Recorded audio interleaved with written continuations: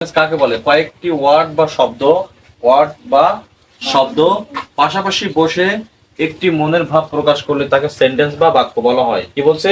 কয়েকটি ওয়ার্ড বা শব্দ পাশাপাশি বসে যদি একটি মনের ভাব প্রকাশ করে তখন সেটাকে সেন্টেন্স বা বাক্য বলা হয়। এই সেন্টেন্সকে দুটো ভাগে ভাগ করা হয় দুটো দিক থেকে। একটা হলো গঠনগত দিক থেকে, একটা অর্থগত দিক থেকে।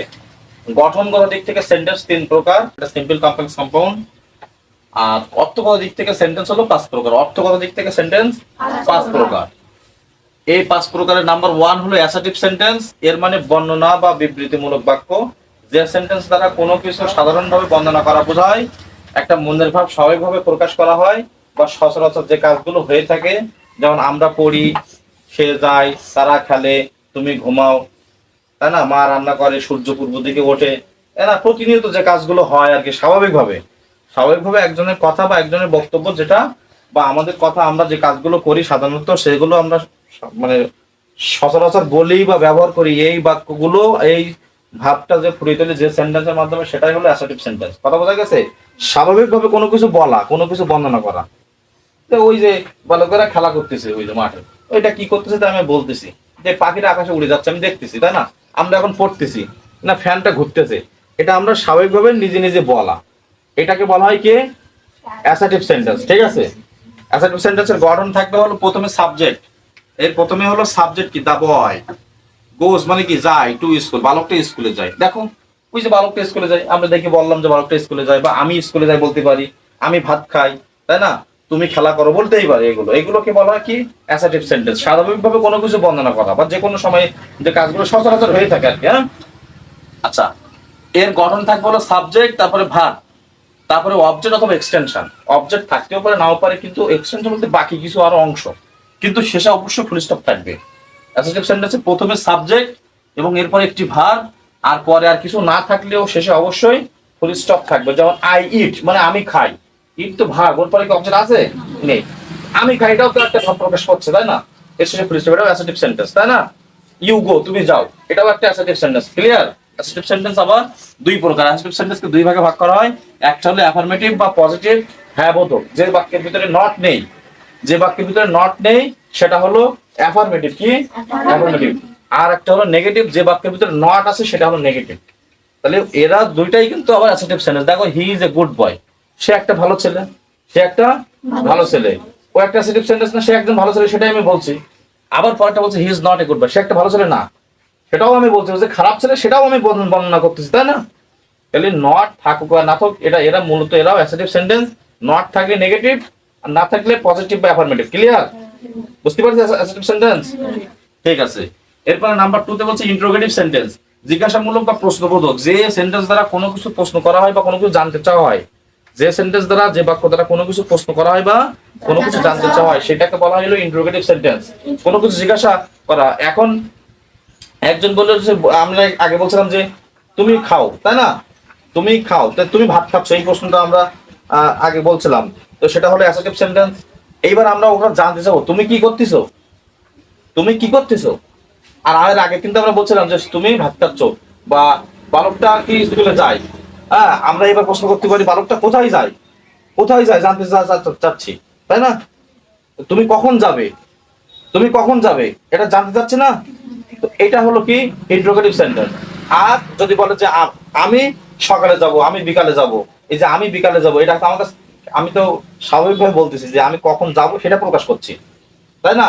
এটা কিন্তু জিজ্ঞাসা না। জিজ্ঞাসা হলো তুমি কখন যাবে, বা আমি কি খাবো, বলে না আমি আজকে কি খাবো, এটা কিন্তু একজনের কাছে তুমি শুনতে যাচ্ছ, সে উত্তর দেবে। এটা হলো ইন্টারোগেটিভ সেন্টেন্স। ক্লিয়ার? ইন্টারোগেটিভ সেন্টেন্সের গঠনে প্রথমে থাকবে হলো অক্সিলারি ভার্ব। দেখো, অক্সিলারি ভার্ব আমরা সবাই চিনি, am, is, are, was, are, can, could, shall, should, do, does, did, এগুলো পড়েছি না সব, হ্যাভ, হ্যাজ, হ্যাড, এগুলো অক্সিলারি ভার্ব। তারপরে সাবজেক্ট, অক্সিলারি ভার্বের পরেই সাবজেক্ট, এরপরে আরো কিছু থাকবে, এবং শেষে থাকবে অবশ্যই জিজ্ঞাসা চিহ্ন। কি থাকবে? অবশ্যই জিজ্ঞাসা চিহ্ন। অ্যাসার্টিভ সেন্টেন্সে যেমন অবশ্যই ফুল স্টপ, ইন্টারোগেটিভ সেন্টেন্সে অবশ্যই জিজ্ঞাসা চিহ্ন। এরপরে বলতেছে আর আরেকটা গঠন হলো ডব্লিউএইচ ওয়ার্ড। ডব্লিউএইচ ওয়ার্ড কি কি সেটা আমি এখানে লিখতেছি। এই যে ডব্লিউএইচ ওয়ার্ড গুলো হলো who, which, what, how, when, where, why, ইত্যাদি ইত্যাদি, এগুলোকে ডব্লিউএইচ ওয়ার্ড বলা হয়। এই ডব্লিউএইচ ওয়ার্ড থেকে যেকোনো একটা থাকবে, তারপরে আবার অক্সিলারি ভার্ব থাকবে। কি থাকবে? তারপরে আবার অক্সিলারি ভার্ব থাকবে, এবং তারপর সাবজেক্ট। দেখো, এই অক্সিলারি ভার্বের পরে সাবজেক্ট, এখানে অক্সিলারি ভার্বের পরে সাবজেক্ট আছে। তার মানে এই গঠনের সাথে এই গঠনের পার্থক্য হলো এর আগে একটু ডব্লিউ ওয়ার্ড থেকে আসবে, ঠিক আছে? এখানে দুটো গঠন আমি লিখছি, দেখো যে are you doing the work, এই প্রশ্নটা আমরা লিখছি, দেখো we are doing the work, আমরা কাজটি করছিলাম, তাই না? আমরা কাজটি করতেছি এই যে ফুল স্টপ, এই যে সাবজেক্ট, এরপরে ভার্ব, একটা দুটো ভার্ব হয়ে গেছে, সেটা বিষয় না। বিষয়টা হলো একটা সাবজেক্টের পরে ভার্ব থাকবে আর শেষে ফুল স্টপ থাকবে, এটা হলো অ্যাসার্টিভ সেন্টেন্স। আর ইন্টারোগেটিভ সেন্টেন্সের ভিতরে পার্থক্য কি? অক্সিলারি ভার্বটা আগে আসবে, দেখো এই অক্সিলারি ভার্বটা আর আগে এসে গেছে না এখান থেকে, তারপরে উই জায়গায় উই বসে, ডুইং এর জায়গায় ডুইং, যা আছে সব শেষে কি হলো? এই যে জিজ্ঞাসা চিহ্ন। বুঝতে পারছি আমরা? তাহলে অ্যাসার্টিভ আর ইন্টারোগেটিভ পার্থক্য কি? শুধুমাত্র সাবজেক্টের আগে অক্সিলারি ভার্বটা আসবে আর শেষে জিজ্ঞাসা চিহ্ন, এই হলো অ্যাসার্টিভ আর ইন্টারোগেটিভের ভিতরে পার্থক্য। আর ডব্লিউ যদি আসে তো এখানে আমাদের যে হোয়ার এসে গেছে, এরপরে দেখো ডু একটা অক্সিলারি ভার্ব, তারপরে you subject, where do you live, তুমি কোথায় বাস করো, জিজ্ঞাসা করা হচ্ছে, জিজ্ঞাসার জন্য। কথা বুঝতে পারছি আমরা? অ্যাসার্টিভ এবং ইন্টারোগেটিভ সেন্টেন্স ক্লিয়ার? পার্থক্য কি বুঝতে পারছি? ওকে, এরপর ইম্পারেটিভ সেন্টেন্স। ইম্পারেটিভ মানে হলো অনুজ্ঞাবাচক, অনুজ্ঞাবাচক। এটা কি জিনিস? যে সেন্টেন্স দ্বারা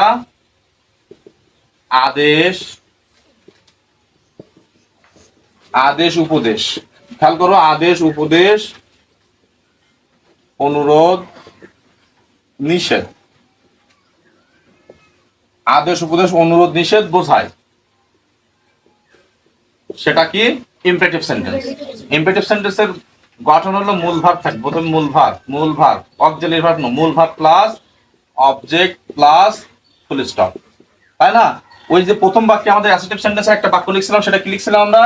যে উই আর রিডিং না doing, we are doing the work,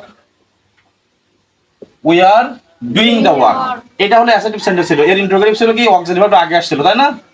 যে আর উই ডুইং দ্য ওয়ার্ক এবং শেষে জিজ্ঞাসা চিহ্ন, তাই তো? এই অ্যাসার্টিভ সেন্টেন্স আর এটা হলো ইন্টারোগেটিভ সেন্টেন্স। পার্থক্য কি? সাবজেক্টের আগে অক্সিলারি ভার্ব আর শেষে জিজ্ঞাসা চিহ্ন, এটাই পার্থক্য। তার মানে এর সাবজেক্টটা, অ্যাসার্টিভ সেন্টেন্সের সাবজেক্ট হয় প্রথমে আর ইন্টারোগেটিভ সাবজেক্ট হয় একটু পরে, তাই না? সাবজেক্ট তো থাকে।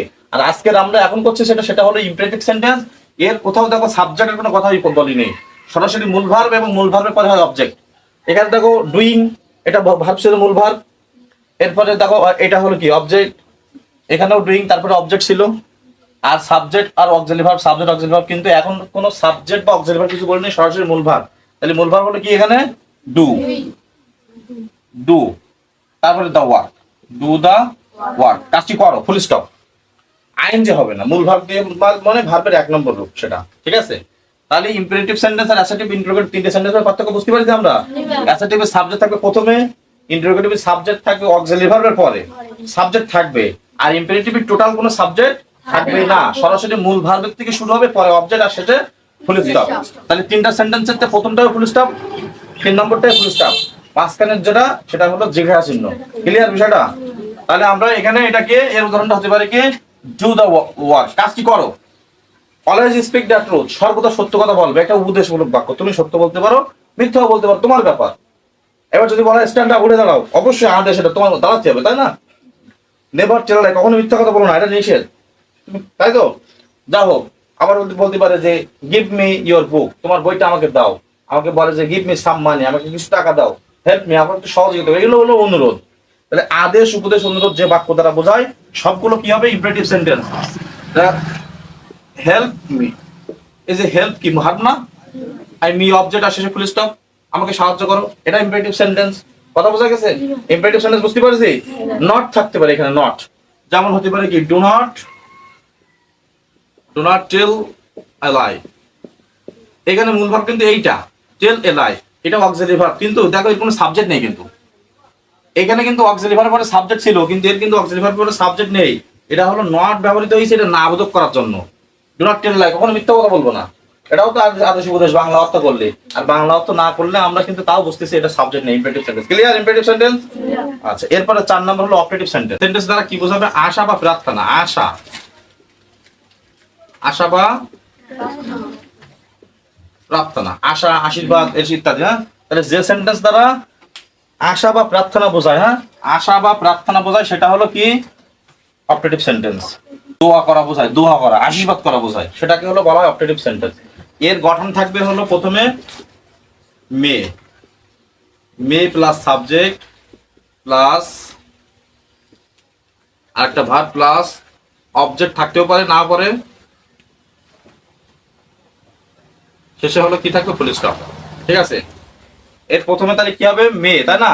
আমরা একটা উদাহরণ লিখি যে মে ইউ বি হ্যাপি,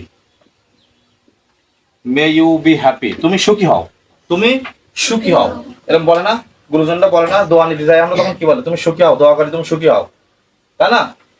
তারপরে বলতে পারে যে আল্লাহ তুমি ওর দ্রুত রোগটা সারাই দাও, বলি না যে আল্লাহ তুমি আমার পরীক্ষায় পাস করার তৌফিক দাও, বলি কিনা?